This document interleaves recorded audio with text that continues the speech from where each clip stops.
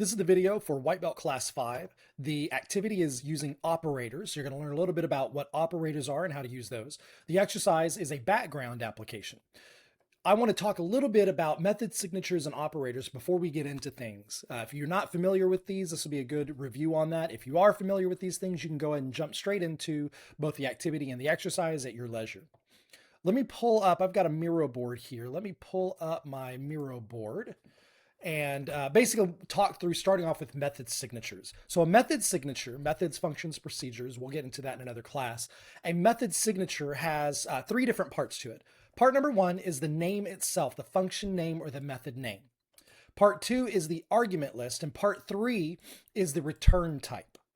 And this is true across the different languages. The return type is not really done. It's not explicit in functions in JavaScript and Python, but in C# and Java, we absolutely must have a return type, which could be void.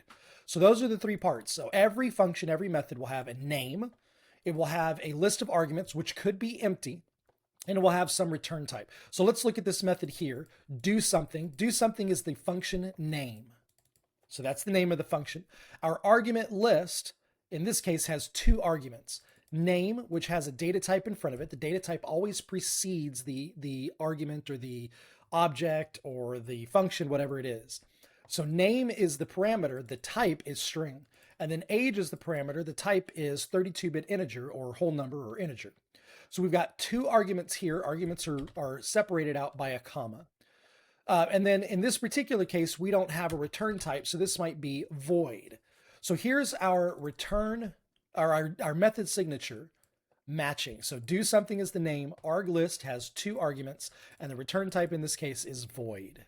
Let's look at another example. We have another do something. So again, the function name or the method name is do something. The argument list only has one argument this time, string name, and the return type is a string. So this one is going to return us a string when we're done with it.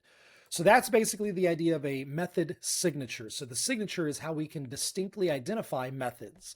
There's a lot more that goes into this in terms of method overloading and different things along those lines. I'm not going to get into that in this video. I just want you to understand that.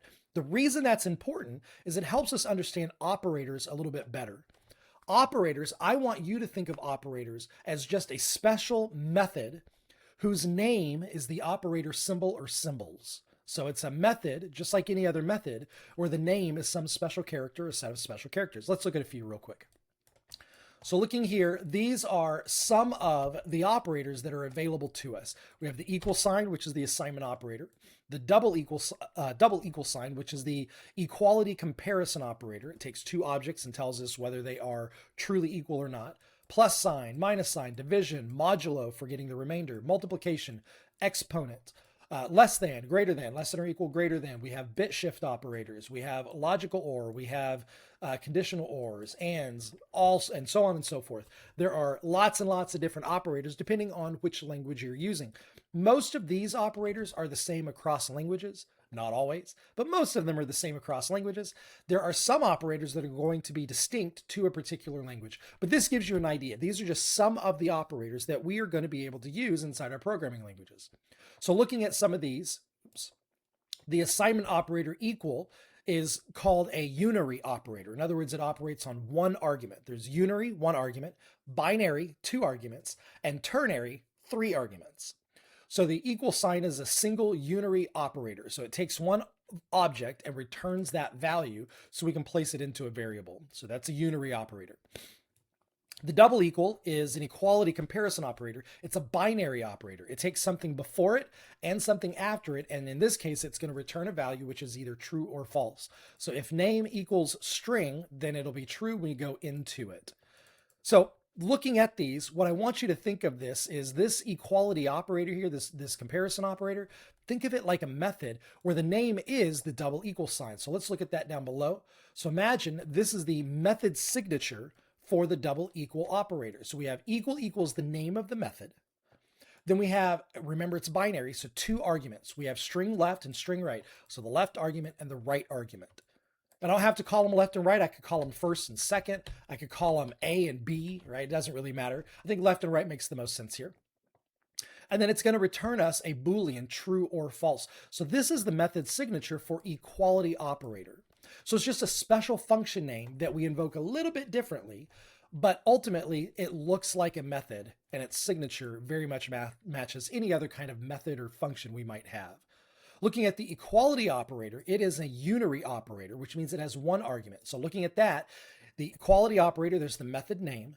It has an object value that is being passed in. We don't necessarily know what that is. It takes any kind of object. So object value and returns us that object.